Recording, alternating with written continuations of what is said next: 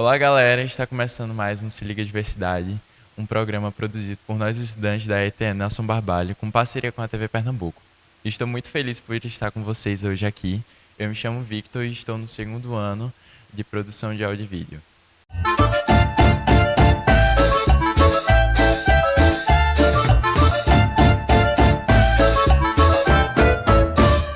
Neste programa, vamos abordar a diversidade de gêneros, um tema tão necessário, e vivemos em um mundo em que a sociedade utiliza o entendimento construído sobre o que é ser homem e o que é ser mulher. A maneira como a sociedade foi educada explica muitos comportamentos preconceituosos e, por isso, a igualdade de gênero é fundamental para o respeito e ao outro. Está recebendo o professor Benedito, coordenador municipal da Aliança Nacional LGBTI+.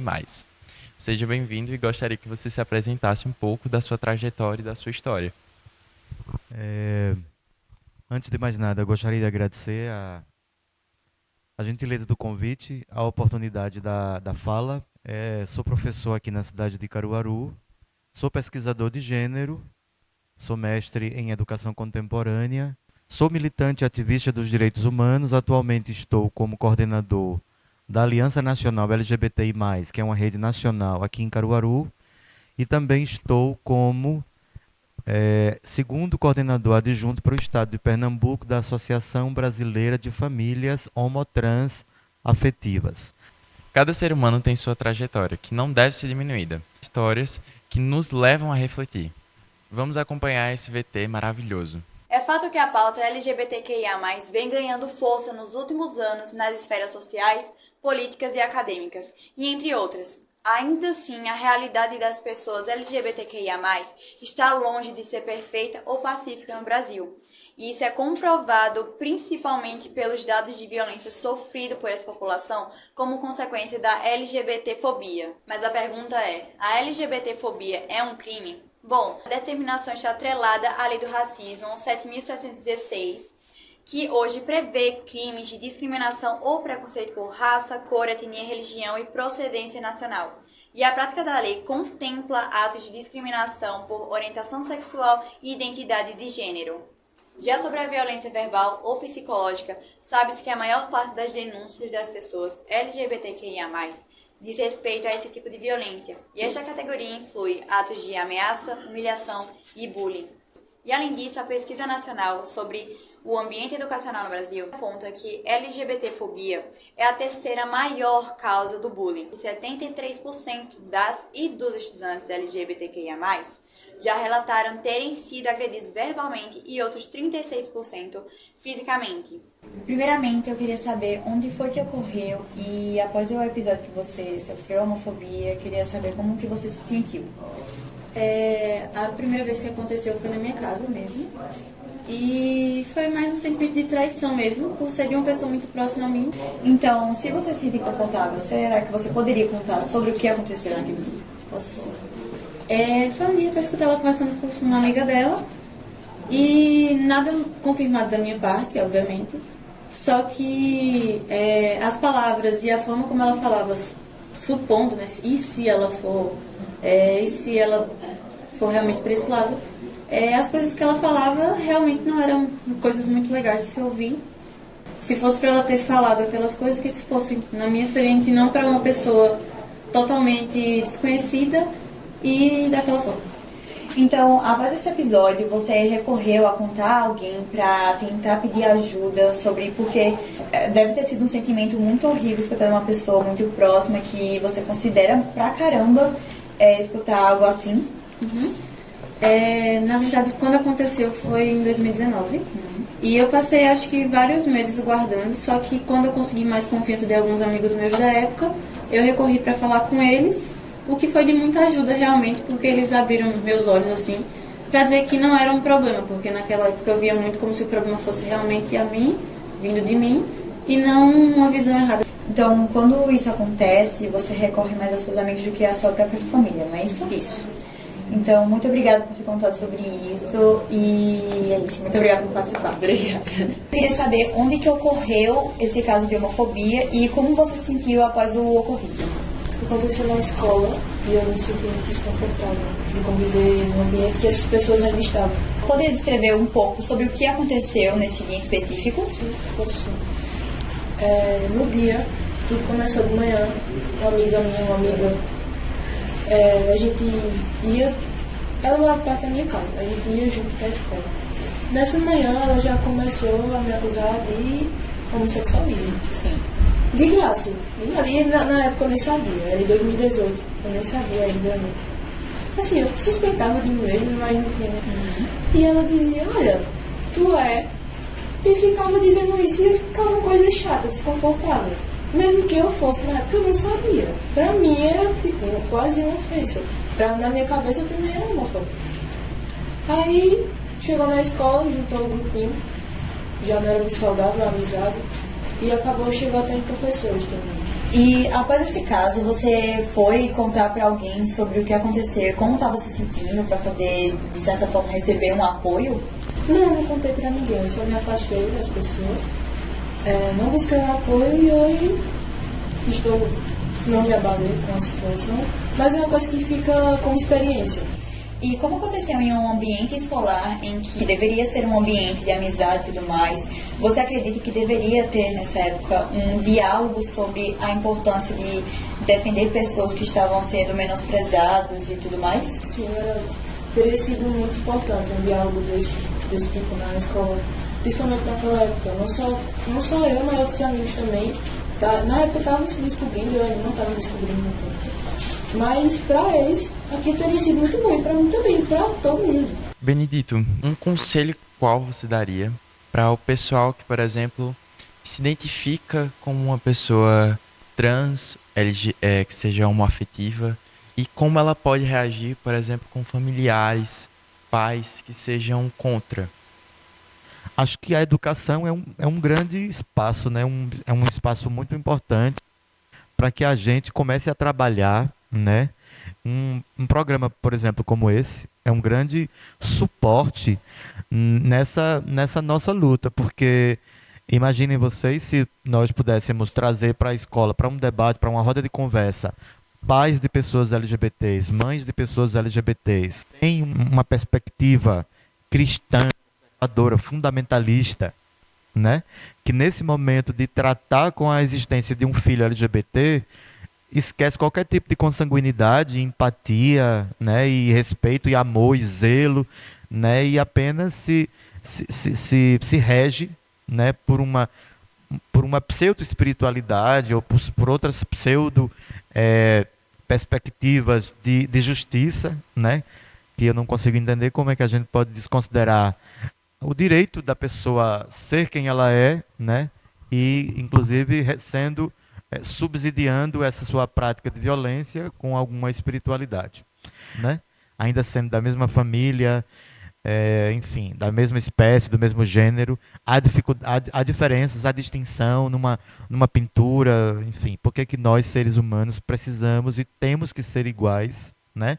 A gente precisa entender que a diversidade é inerente à condição humana.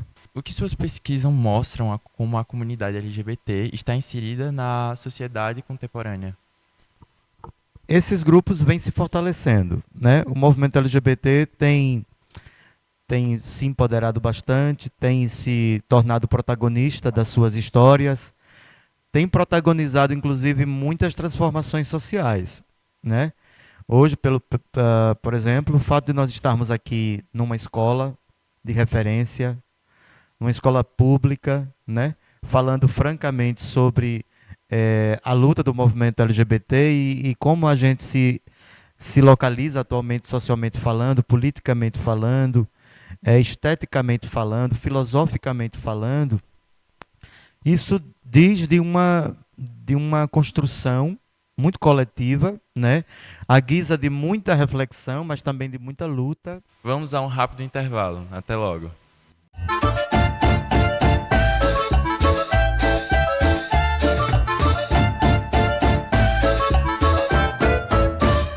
Estamos de volta com o Se Liga Diversidade, aqui da ETN Nelson Barbalho para a TV Pernambuco. Aqui estamos com o Mohan Rawana, que é um professor de artes visuais de 26 anos.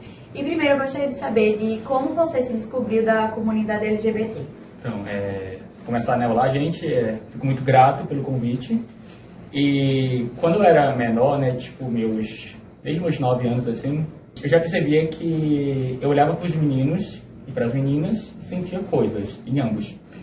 E daí, né, eu me identifico como um beat balada, que é aquele cara que quando tá na balada, vê a menininha e fala, e aí, rola? E aí dá uns beijinhos. Mas, no geral, eu fico mais com meninos. Hoje em dia eu não fico com ninguém, né, porque, infelizmente, né, tá difícil a vida. Mas eu fui em torno dessa idade e daí eu entrei numa escola no ensino médio que ela era de professores. Então eram muitos meninos que iam para essa escola. E aí lá no Rio a gente tinha uma piada interna de quem ia para essa escola. Ou era LGBT, ou queria pegar mulher muito fácil. Certo. Com todo respeito. E aí foi isso. Então acho que aos meus 9 já entendia, mas aos 15 que eu comecei de fato a praticar, né? Nessa época, quando você meio que se descobriu, você assim, teve alguém em que você percebeu, caramba, eu percebo que eu tô tendo alguns sinais de que talvez eu não seja como os outros, digamos assim. Então, eu sou o terceiro de 4 filhos. Nós somos todos homens cis e meus irmãos são super héteros, né? O mais novo, ele recentemente se identificou como uma pessoa pansexual. E eu percebi que o meu comportamento em relação aos irmãos, aos colegas de classe, era um pouco diferente, né? E na minha época, né, a gente não tinha muitas referências. Então ainda estava começando a construir essa referência na mídia, na cultura visual e, enfim. E aí, eu não sei se responde a pergunta também, né? Mas o que me deu muita força foi quando eu li sobre Leonardo da Vinci. E aí, ele na história da arte é escrito como um homem bissexual, que teve uma relação com o modelo. E aí eu pensei, nossa, é uma referência boa de alguém que foi importante para a sociedade e não foi só mais de estatística. Porque muitas referências, infelizmente, eram de estatística da HIV, da AIDS, ou enfim, entre outras coisas, né? Qual foi o seu primeiro contato com a homofobia ou que você sentiu que estava sofrendo isso? Eu acho que ela começava desde casa, quando a gente está interessado em, sei lá, em escutar música pop, em cantar, em escolher um personagem feminino para jogar videogame, e aí seus irmãos familiares já começam a falar assim, nossa, ei, tu é? E já começa nesse sentido, né? E aí na escola, eu gosto muito de futebol, mas para assistir. Eu sou péssimo jogando bola, quebrei a perna, então eu não praticava futebol na escola. E aí os meninos, eles olhavam pra mim e falavam, tu é, né? E aí na época eu não tinha entendimento sobre a masculinidade pra mim era algo que estava em construção. Não tinha entendimento de que eu era LGBT porque eu não gostava de futebol. Tipo, não faz sentido, né? E eu lembro que tipo, eu sofri homofobia desde a infância, essa manipelada, até casos mesmo de agressão física. Tava lembrando esses dias que teve um festival lá no Rio, tava na praia, me beijando com um menino, e aí veio um cara correndo e jogou areia na gente e falou, toma teu viado. Eu fiquei, caraca, mano, jogaram areia na minha cara, no meio do beijo. Já beijou com alguém jogando areia em você? Era uma experiência surreal, não vale a pena. E aí eu tive tanto essa agressão física, essa agressão familiar, e também eu tive no trabalho, né, tipo, de pessoas duvidarem um pouco da minha capacidade, no primeiro momento, por conta da minha orientação sexual, né, de olhar assim e falar, Já que você tocou nesse assunto, eu queria também perguntar aqui. Já chegou algum aluno pra você, tipo, querendo perguntar ou querendo pedir uma ajuda com relação à homofobia e tudo mais? Já. Muito curioso, né? Quando eu me formei, eu comecei a dar aula em 2021. Mas eu já fiz estágio antes. E aí eu lembro que eu dava estágio lá no Colégio Pedro II no Rio e era 5º ano, né? Antiga 4ª série. E aí as crianças gostavam muito de mim, né? Aí toda vez que chegava uma professora, né? Que teve muitas trocas de professora, que a professora ficou grávida, saiu, aí sempre falava, a professora tal é esposa do professor, Tio Mohana, era Tio Mohana, tal mulher, e eu ficava assim falando, não, um dia eu tava muito irritado, e falaram que eu engravidei uma professora. Aí eu falei, não, eu sou gay, gente. Aí todos me ficaram. E aí eles naturalizaram.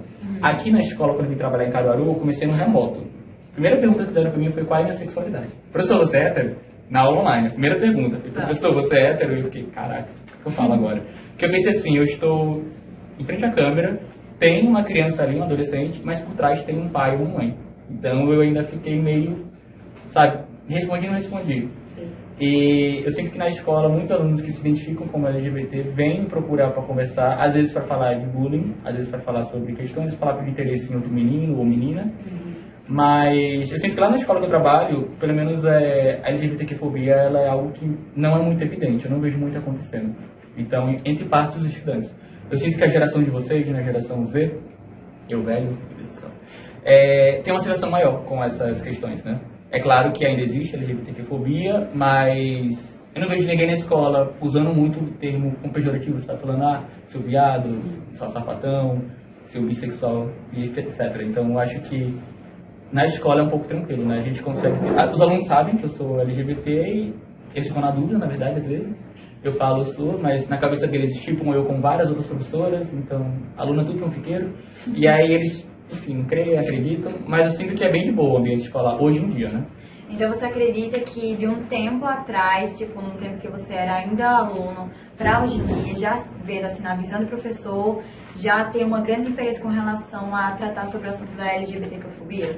Em relação aos estudantes, sim, mas em relação ao espaço escolar, eu acho que ainda falta. Eu fico muito feliz de ver essa pauta entrando numa escola do estado, então a gente está discutindo isso aqui numa aula, praticamente, né? Mas lá no município que eu dou aula, quando eu fui trazer uma aula online sobre dança e inclusão de pessoas LGBTs, é uma aula bem simples, para dizer que, por exemplo, se você e a sua amiga dançam num pátio de forró, um forró em conjunto, não configura que vocês são um casal ou que você é lésbica, que a dança não tem essa obrigatoriedade de ser, de fato, um cortejo romântico, né? A gente dança para se divertir. E aí, quando eu fui dar essa aula, uma mãe invadiu minha aula e quis me ensinar como eu deveria trabalhar, o que eu deveria ensinar, etc. Então, rola essa questão mais com pessoas mais velhas, às vezes, mas eu sinto que entre os estudantes, e ainda tem uns professores que reproduzem uma LGBTfobia, um racismo nas falas, né? Então, eu acho que a agressão ela ainda acontece no espaço escolar. Hoje, curiosamente, eu estava dando uma aula e aí um aluno meu falou assim pra mim: professor, eu te odiava no 7º ano. Eu falei: menino, nem te dava aula. Ele é porque uma vez no corredor eu fui fazer uma piada e você me deu um fecho. E aí eu fiquei com aquilo guardado. Eu fiquei pensando, mano, eu dei um fecho aleatório a uma criança do 7º ano. Não era um fecho, sabe? Pra ele era um fecho. Foi só porque ele tava falando besteira. E aí ele guardou uma raiva de mim. Depois que me conheceu enquanto professor, gostou de mim. E eu fiquei pensando como o professor, na verdade, as nossas palavras impactam muito a vida de um adolescente. Os relatos que você já escutou, já teve algum que realmente te impactou, pensou, caramba, a sociedade precisa mudar, precisa abrir mais os olhos com relação a esse tema? Eu acho que dentro de relatos, o que mais me impacta hoje em dia é a questão T, das pessoas que se consideram transexuais, não binárias, tanto no corpo docente, né, os professores, como no corpo discente. Então, tem estudantes que eles estão lá na escola e eles estão em processo de descoberta e aí trazem essas questões. Então, às vezes, o estudante ele quer ser chamado pelo nome diferente, sabe? Ele pede, me chama de fulana de tal, eu não me sinto confortável com esse nome. E aí, muitas pessoas relutam em chamar dessa forma. E aí eu acho curioso, né? Porque quando tem um estudante que tem um apelido, a gente chama tranquilamente, né? Vamos supor que meu apelido é Macarrão. E aí me chamam de Macarrão tranquilamente. Mas se a partir de agora eu falasse, eu quero ser chamada de Jennifer, aí ia gerar toda uma questão, sabe? Então, esse respeito à comunidade transexual, né? Entender que existem adolescentes que têm uma consciência que são trans, e mesmo se hoje ele virar, ele ou ela falar, eu me sinto uma menina e não um menino, e depois no futuro vai falar assim, não, eu entendi que eu de fato sou um menino, tá tudo bem. Eu acho que é um processo de descoberta. Eu acho que a questão trans mesmo, ela ainda está muito fraca, tanto na educação como em outros setores da sociedade. A gente tem poucas representatividades, né? Nós temos agora a Erika Hilton, que é uma vereadora, virou vários memes, não tolerarei. Eu acho incrível a Erika Hilton e ela está trazendo esse discurso cada vez mais. Quando você se assumiu para sua família, como é que foi a reação da sua família e como que você lidou com essa situação? Ai, que pergunta boa, hein? O que aconteceu, né? Eu tinha 15 anos, eu estava me arrumando para ir pra escola. Eu estava numa escola que a gente tinha que usar praticamente um terninho, uma roupa, né? Aí meu pai chegou e falou assim, Mohan, senta aqui, quero conversar com você. Aí eu falei, fala aí que eu tô vendo, tava ajeitando minha gravata, né? Bem organizadinho. E aí ele virou e falou assim, filho, eu te aceito. Aí eu falei, pai, a gente tem no Facebook? E eu que te aceitei, na verdade. Aí ele ficou, te aceito. Eu fiquei, hã? Aí chegou minha mãe chorando e falou, quanto tempo você acha que pode enganar a gente? Eu falei, eita, então né? Aí eu falei, descobriram que eu sou gay, né? Na época eu tinha entendimento como um homem gay. E aí ele falou, sim. Eu fiquei desesperado. Aí eu falei, nossa, descobri o código da Vinci. Saí correndo de casa, né? Tipo, nem olhei pra trás. E aí eu nunca tinha ficado com um menino de fato. Depois os pais conversaram comigo, né? Eles tinham visto uma conversa minha com uma colega da escola que eu falava que o irmão dela era bonitinho, que eu queria casar com o irmão dela pra virar parente dela. Tipo, eu não queria casar com ela, eu queria casar com o irmão. E eu nunca tinha beijado um garoto. E eu me assumi pra família sem antes mesmo de beijar um garoto. Eu lembro que isso foi em julho. Aí quando chegou setembro, eu beijei a primeira vez um menino. Aí o toque é diferente, a barra tá roçando aqui. E aí foi muito estranho, mas foi bom. E aí eu percebi, isso aqui é diferente de estar com mulher. E aí, depois, na época da faculdade, minha mãe começou a ter problema comigo de novo, que eu fazia engenharia e troquei para artes. E aí minha mãe falou que eu troquei porque eu tinha virado um queer. Ela usou a palavra queer. Eu falei, gente, um queer? Aí ela ia virar um gay barbudo de saia do metrô do Rio. Aí eu falei, não, mãe, tipo, tá falando merda. E aí minha mãe começou a implicar muito comigo, querendo me expulsar de casa nessa época. Que ela, enfim, né? Não sei o que tá passando na cabeça dela. Porque também tem essa questão, né? Acho que os pais, eles nunca estão preparados de fato para os seus filhos serem LGBTs. Eles esperam que sejam pessoas, entre aspas, normais, né? Mesmo minha família não tenha religião, ainda rola aquela culpa cristã, ainda rola aquela questão do que o vizinho vai falar sobre o meu filho, porque eu nunca poderia levar um namorado para casa. Meus irmãos levavam um namorado, dormia, fazer o que quisesse lá de casa, mas eu nunca posso. Quando você sofreu o caso de homofobia, como foi que você lidou com isso? Você recorreu a desabafar com alguém? Procurou apoio moral, apoio psicológico? Como é que foi?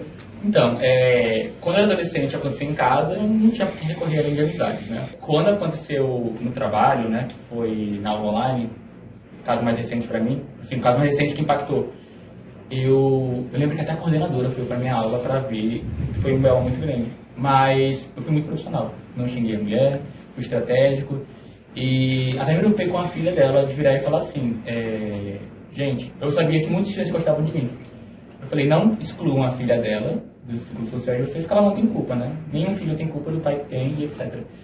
Apoio psicológico eu só vim buscar recentemente. É importante ter um apoio psicológico.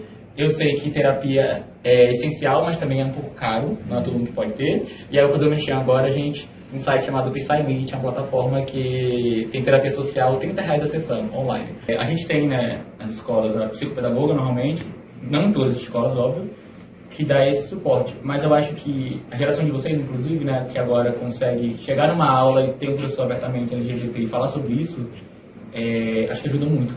Porque dá força para desabafar, dá força para você procurar uma ajuda. Porque, querendo ou não, né, vou pegar a experiência da escola que eu tenho. Eu trabalho lá de 7h30 até 4h30, segunda a sexta. Então, os estudantes, eles passam mais tempo com a gente do que com os próprios familiares deles.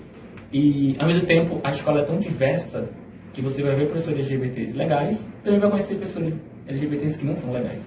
Então você vai perceber que existem pessoas boas e ruins em todas as orientações sexuais, né? Não é só pensar como, tipo, ela é uma minoria, ela sofre pela sociedade, ela já vai ter que ser uma pessoa boa, ela vai ter que ser legal, não necessariamente. E é isso, eu acho que a gente acaba fortalecendo os estudantes para procurar, né? Quando eles se sentem confortáveis. A homofobia existe, ela não vai deixar de existir, mas você vai ser muito respeitado por quem você é. E não, você não vai ser conhecido como, por exemplo, o professor Mohan, o gay. Você é conhecido pelo seu trabalho. Então, acho que você passa de um rótulo e a gente torce para que todas as pessoas passem de um rótulo. Não seja só a jovem... Esqueci o seu nome. Amanda sei lá, é estudante. Amanda é muita coisa, ela não é só uma estudante. Ela é filha, ela tem sonhos, ela tem desejos, ela tem inimigos, ela tem amigos.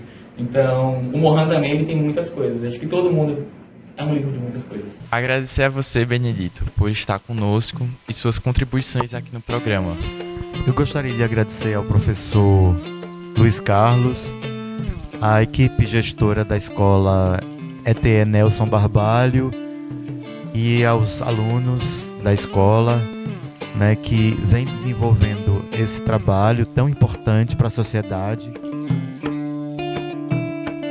Nas flores, nas cores celestes que ao mundo destes para tu voares, com os olhos